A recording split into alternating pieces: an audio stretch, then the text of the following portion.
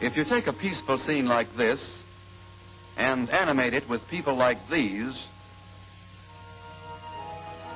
and then mix well with this,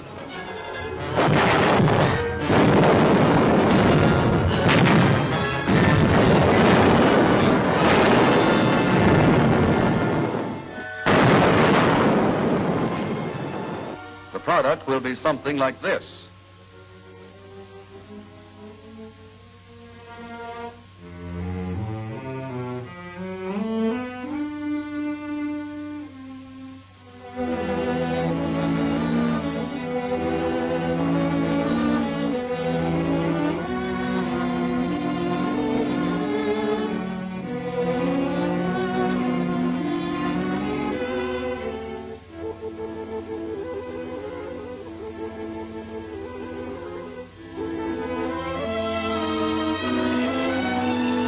What to do with the Japanese civilian has always been a tough problem for the Marine Corps.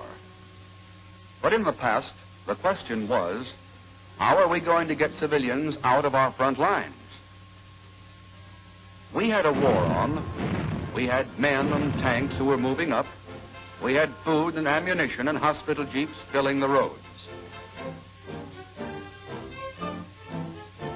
There was little time for the Japanese civilian.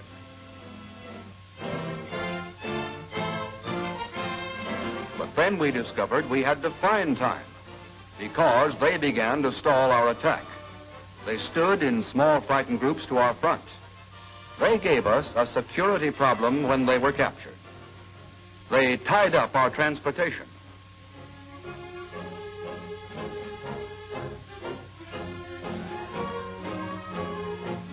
It took MPs, it took food and water, and many times medical corpsmen. The problem was one of military necessity. Well, what did we learn? When the Japanese civilians became too much for us, the first thing we did was to contact the intelligence section. Live enemy personnel, both soldiers and civilians, was their business. And when our zone of attack contained uncaptured civilians, intelligence set up loudspeaker units mounted on jeeps. While we held our fire, interpreters talked to the civilians and bargained for their surrender. We found we could talk a lot of them out this way. It saved us time, and it saved us lives. We had to be careful, though. There might be Japanese soldiers disguised as civilians trying to get behind our lines.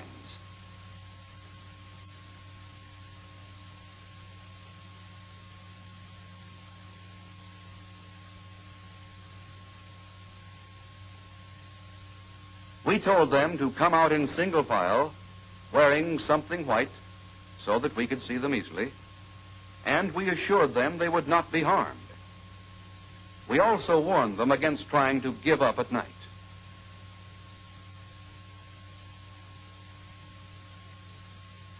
Once they were inside our lines, the intelligence officers questioned them, screened out the soldiers, and separated the Koreans and Chamorros from the Japanese civilians. Some of them were questioned about the nature of the combat area and the number of Japanese military that remained, where they were, what weapons they had. In this way, we got a lot of valuable information. We used these methods for the first time at Saipan, and we learned many things about the Japanese people, about their psychology. Most of them would give up if they figured they'd be treated decently. They wanted to live as much as you or I. But they were scared. They were a downtrodden people who had been fed a lot of lies. When they committed suicide, it was mainly out of fear of possible American torture. But when we had the Japanese civilians in our hands, they were docile and gave us no trouble, not even the geisha girls. By the time we got to Tinian, we had our techniques perfected. We used well-known Japanese men and women on the microphones to persuade their countrymen to give up. When the Japanese heard these familiar voices, they surrendered by the hundreds.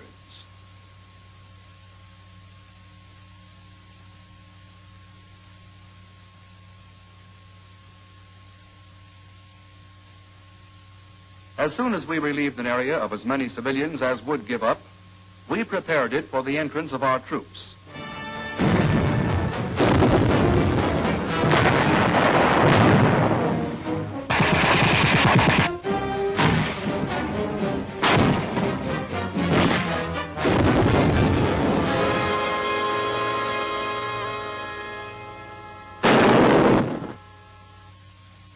The transportation problem was partially licked by the establishment of forward internment camps in regimental zones of action. Here, civilians were fed and given medical treatment until trucks were free for the haul back to the permanent civil affairs stockade. At the civil affairs stockade, facilities and personnel were available to maintain order and discipline. Our own food supplies were conserved by the use of captured Japanese supplies. In this respect, our own frontline troops cooperated by reporting caches of Japanese stores. Civilian working parties were sent out to recover the food.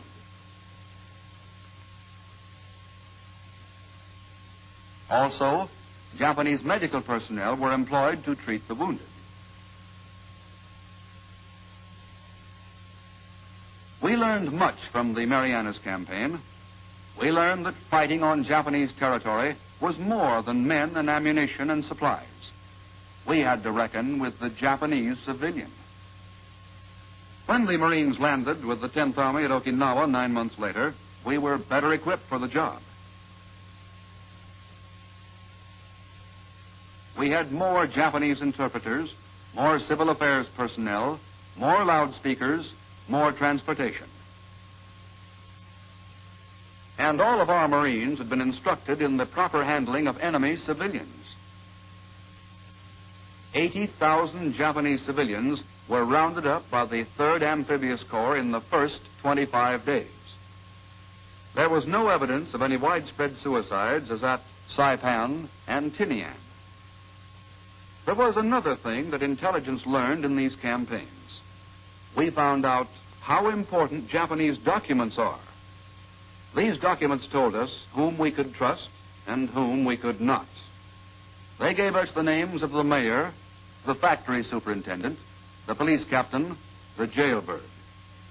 They told us how we could assist in the reconstruction of the Japanese community. Today, with the Marines ashore in Japan, intelligence will again put its knowledge of the Japanese to work. Occupation means more than the landing of troops, the rebuilding of airfields, the establishment of communications. Occupation is mainly concerned with people, the Japanese people. We have to know all about them. We have to know which of these people ran the banks, built the munitions plants, ran the prisons, wrote the editorials. In short, who really pulled the lever that dropped the bombs on Pearl Harbor? And who are the ones who would like to take a stab at it again? That's what the occupation is about. But for the bulk of Marines who walk their post in Japan, who carry their rifles and execute their orders, what's their part in this business? Their part is to understand the role of intelligence, to play ball with the men and officers who are gathering information on the Japanese.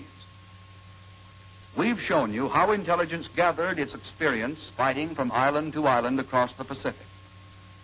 Now we ask you to understand its new job. Although many cities of Japan lie twisted and smashed today, it was once a pretty prosperous place. But it was run by the wrong people, who were taught the wrong things and who took the wrong path.